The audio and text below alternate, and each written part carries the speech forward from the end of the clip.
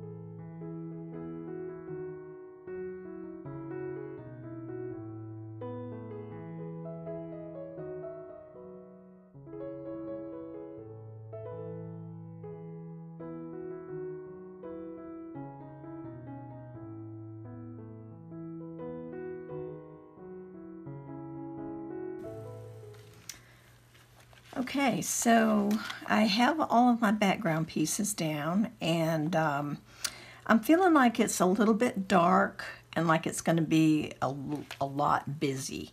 So I wanted to point out that if this happens to you and you feel like your background is too busy for the elements and things you want to put on top, you can always mute it down.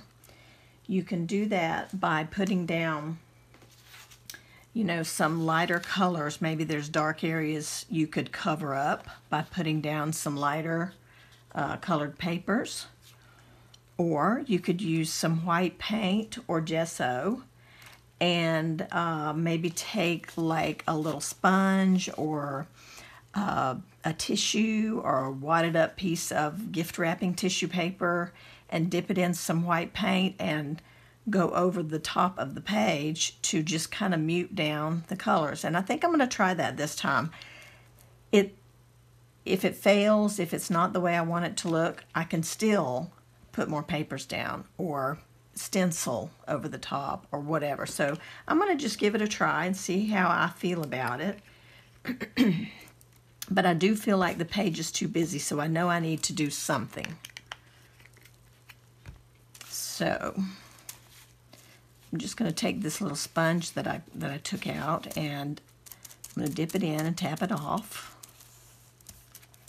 Dip it in the paint, tap it off, okay, so that there's not globs of paint on the sponge. And I'm just going to go over some areas like this and lighten it up. I'll still see all of that purple color coming through, but it may help with the overall look of it just being too in your face.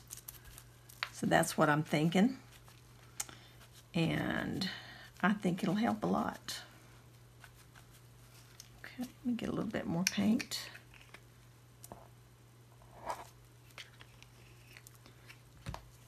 And it might seem scary to do this.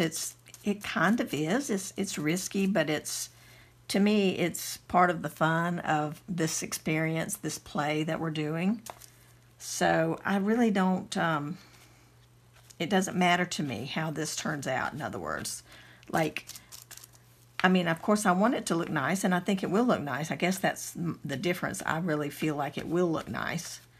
But this just kind of tones everything down and steps it back into the background a little bit.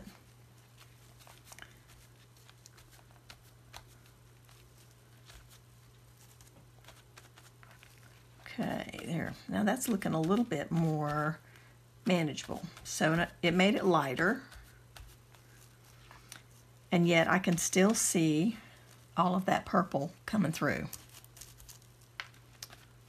So, yes,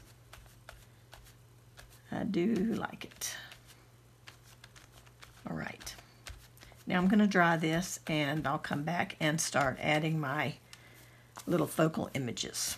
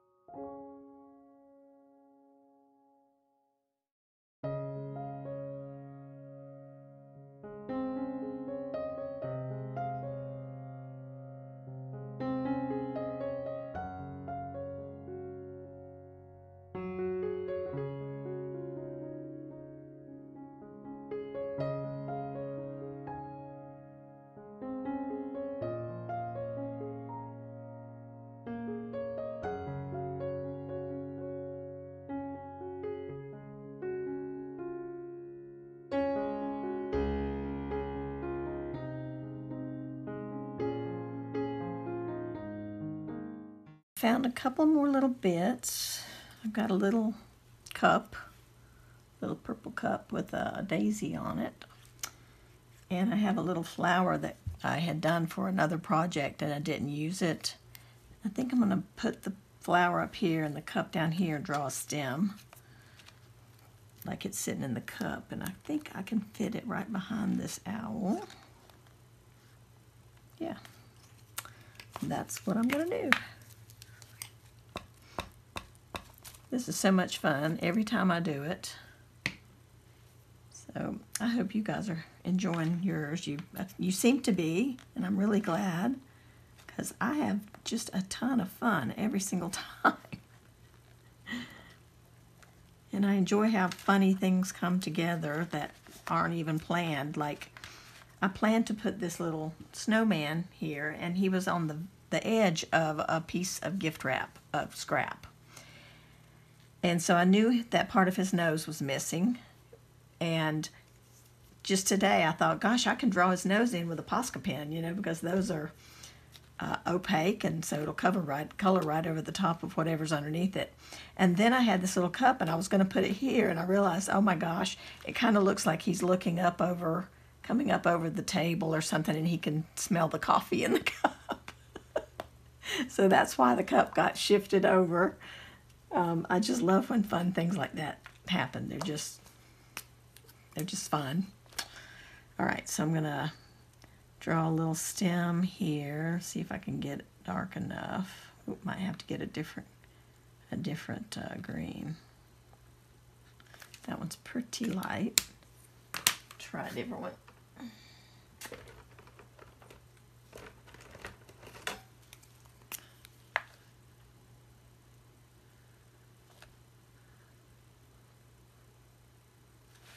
That's pretty good.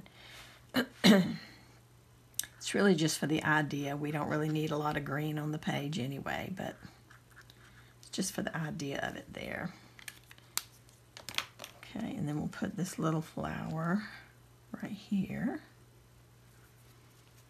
It's kind of cute. This little purple colored piece is a Lego that my grandson drew a couple years ago. And he drew that and colored it in. He was making a project for school, and he didn't need that one. So I just kept, there was actually a couple of them, and I just kept them and threw them in my scrap box. And so I used one in my example book that I showed you at the beginning of the year. I used one, I think it was an orange one. And so this time I decided I wanted to use the purple one. Just too sweet to not use. There we go. Okay. I like that. And I'm just going to put some white, I think, in the center.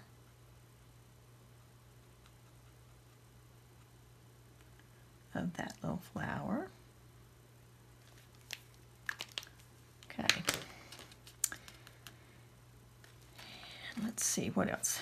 I think I'm going to put a couple more pieces of this purple dotted little square dots on the page, because I've covered up some here, but mostly covered up what was here. So I think I'm going to put a little bit here, because I think that helps to brighten up the page. And I think I'm going to do the same thing right up here at the top. Maybe I'll split this one between the two pages. I think that looks really nice and bright. Helps to brighten it up again. I love that the fact that it was too dark was easily fixed just by sponging on a little bit of white here and there. It just really toned it down very quickly and very easily. So that made me feel good. Get that done easily. All right, now this one, I think I'm going to cut it and piece it together because it's going to be right at the fold.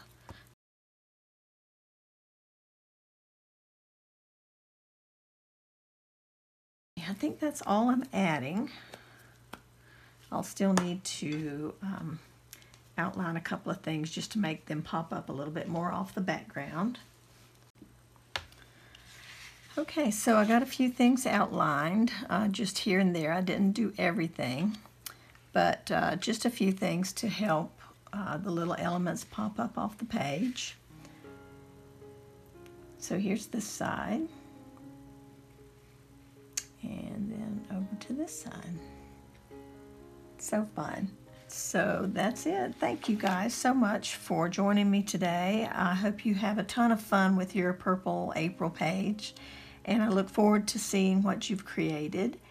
And please share those in our Mixed Media Morsels Facebook group.